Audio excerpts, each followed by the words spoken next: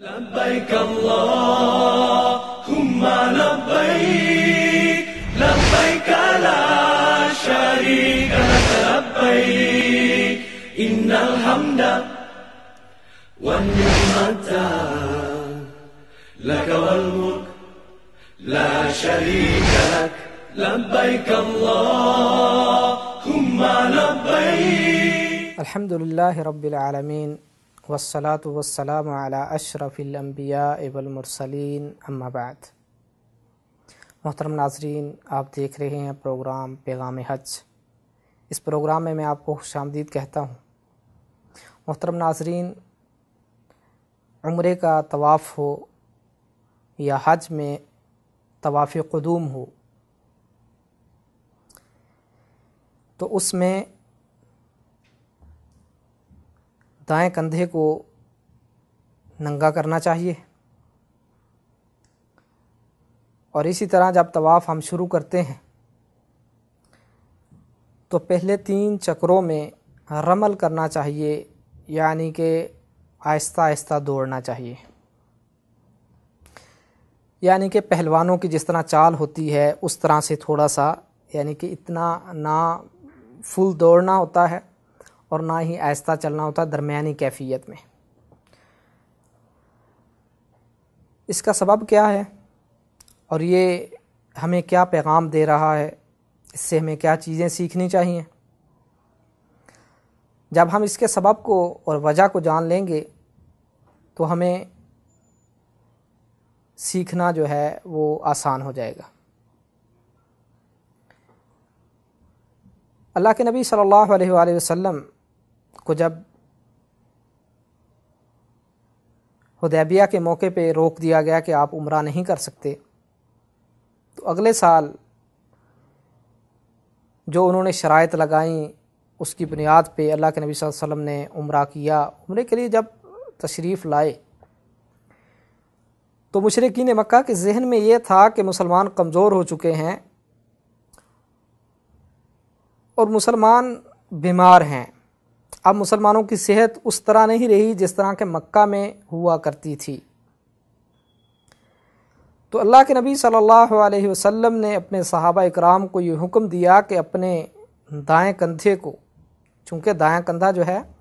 وہ کعبۃ اللہ کی طرف نہیں بلکہ دوسرے ان لوگوں کی طرف تھا، فرمایا کہ اپنے کندھے کو ننگا کر لو، اور فرمایا کہ پہلے 3 چکروں میں پہلوانوں کی چال کے ساتھ تم نے چلنا ہے، اور ان کافروں کو، ان مشرکوں کو یہ بتانا ہے کہ مسلمان مدینہ میں کمزور نہیں ہیں بلکہ ہم طاقتور ہیں، اور تم کسی بھول میں نہ رہنا، بلکہ مسلمان پہلے سے کہیں زیادہ طاقتور اور قوت والے ہیں. اور صحابہ اکرام رضوان اللہ اجمعین نے ایسے ہی کیا، اور یہ سنت جاری ہو گئی، اور جو کہ آج بھی اسی طرح جاری و ساری ہے جس طرح کہ اللہ کے نبی صلی اللہ علیہ وسلم کے صحابہ اکرام نے عمل کیا تھا، اور قیامت تک انشاءاللہ جاری رہے گی. اس سے جو چیز ہمیں سیکھنی چاہیے وہ یہ کہ مسلمانوں کو ایک تو اپنی قوت کو مضبوط کرنا چاہیے، اپنے آپ کو طاقتور بنانا چاہیے، اور ہر دور کے اندر جو بھی طاقت کے ذرائع ہیں یا جس کو کہا جاتا ہے کہ یہ قوت والا ہے اس کو حاصل کرنا چاہیے. نبی کائنات صلی اللہ علیہ وسلم کے دور میں جسمانی طاقت ہوا کرتی تھی، اور اسی طرح تیر و تلوار، نشانہ بازی، یہ معیار ہوا کرتے تھے کسی کو جانچنے کے لیے کہ یہ طاقتور ہے یا کہ کمزور. اور آج کے دور میں یہ چیزیں بھی ہیں، یعنی کہ جسمانی طاقت، قوت یہ بھی ہے، اس کے ساتھ ساتھ سائنس اور ٹیکنالوجی کے میدان میں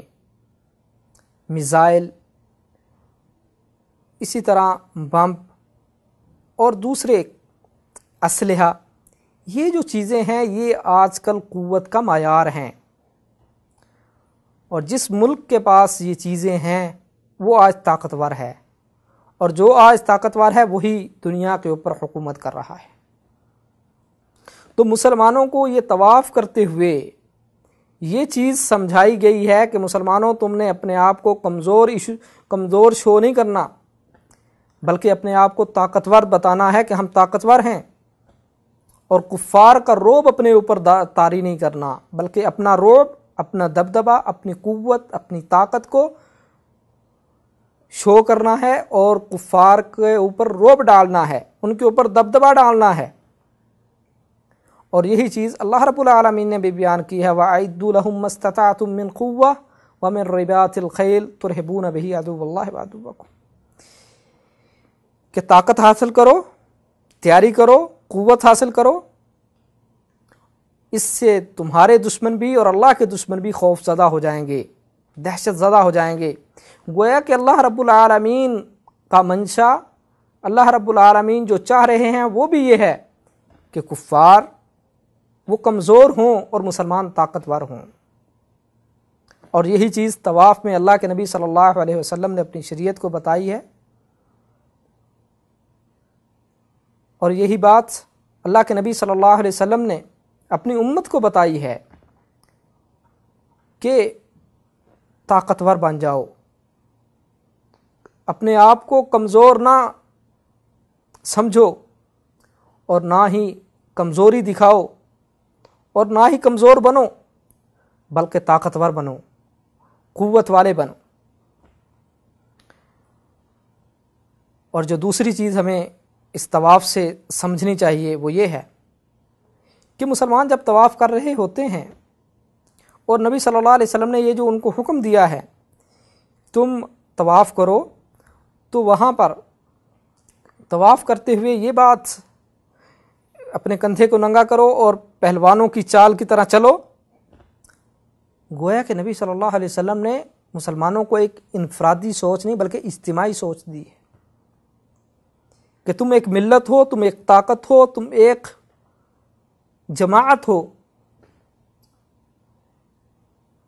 اور تمہیں انفرادی سوچ نہیں بلکہ اجتماعی سوچ کے ساتھ یہ دیکھنا چاہیے کہ تم متحد ہو، اور کفار کو ہم نے رعب زدہ کرنا ہے۔ نبی صلی اللہ علیہ وسلم نے انفرادی نہیں کہا کسی کو، بلکہ اجتماعی طور پر حکم دیا ہے، گویا کہ ہمیں اجتماعی سوچ کی طرف رہنمائی کی جا رہی ہے کہ مسلمان پوری ملت کا سوچیں، پورے مسلمانوں کا سوچیں، فکر مند ہوں، ان کی طاقت کے حوالے سے، ان کی اقتصاد کے حوالے سے، سیاسی ایشوز کے حوالے سے، یہ تمام ایک مسلمان کو تمام مسلمانوں کے بارے میں سوچنا چاہیے۔ اور یہ سوچ ہمیں طواف کے درمیان جب ہم چکر لگا رہے ہیں اور نبی صلی اللہ علیہ وسلم نے ہم کو یہ جو حکم دیا ہے اور صحابہ کرام نے اس کے اوپر عمل کیا اور آج تک ہو رہا ہے، اس سے ہمیں ایک تو اجتماعی سوچ اور دوسرا ہمیں اپنی طاقت کا اظہار کرنا اور اپنے آپ کو طاقتور بنانا، اس کی شریعت اسلام نے ہم کو دعوت دی ہے۔ اور یہ چیز ہر حاجی کو یہ دیکھنی چاہیے اور اس چیز کو سیکھنا چاہیے، اور ہر مسلمان کو حت الوسع جو ہے تمام ملت، تمام مسلمانوں کے لیے کس طرح ہم طاقتور بن سکتے ہیں، کس طرح ہم جو ہے دنیا کے اندر ترقی کر سکتے ہیں، کس طرح ہم اجتماعی طور پر متحد ہو سکتے ہیں، اس سب چیزیں ہر حاجی کو، ہر مسلمان کو اس طواف سے سیکھنی چاہیے۔ اللہ رب العالمین سے دعا ہے کہ اللہ رب العالمین ہم کو حق بیان کرنے کی اور اس کے مطابق عمل کرنے کی توفیق عطا فرمائے۔ وآخر دعوانا ان الحمد للہ رب العالمین۔